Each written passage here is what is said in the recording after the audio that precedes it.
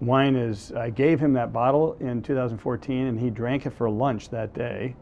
And we've provided him wine ever since. Not only do they send regular shipments now to the Vatican, but the winery is providing all the wine for official papal events in Washington, D.C., Philadelphia, and New York. Well, he's a red wine drinker, I found out, and it is a red wine. It's a very robust red wine. I was a little surprised because he's used to drinking Malbec, which is the varietal that's most used in Argentina. And it's a much softer, mellower, maybe a little bit more tannic in some ways.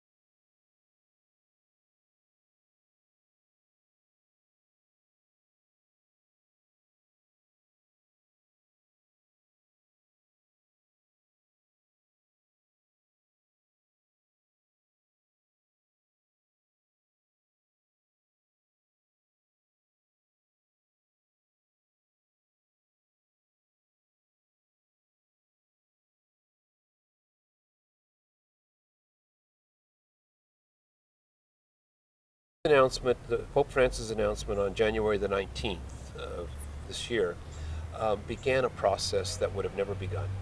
And that process is a dialogue of reconciliation, of movement toward healing between the California bishops, the Church of California, the Franciscan friars, and the Native Americans.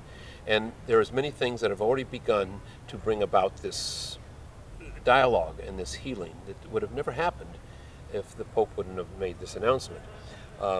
Yes, there are those that say he should never have been, should never be canonized, and that's fine.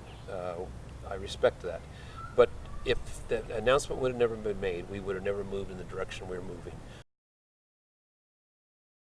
Well, you know, it's really been overwhelming so far just to kind of do interviews like this. I've probably done 30 or 40 at least in the last week or so, and I've never done this kind of thing before. So I'm, you know, but.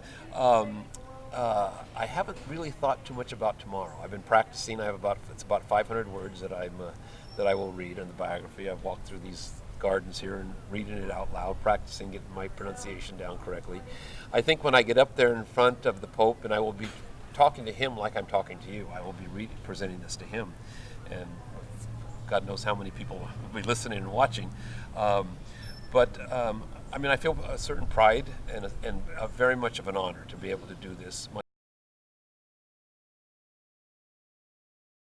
Father Serra is really known primarily in the West. He's not known too well out here because he was the evangelizer of the West. But I think maybe one of the reasons was to make him known much more broadly.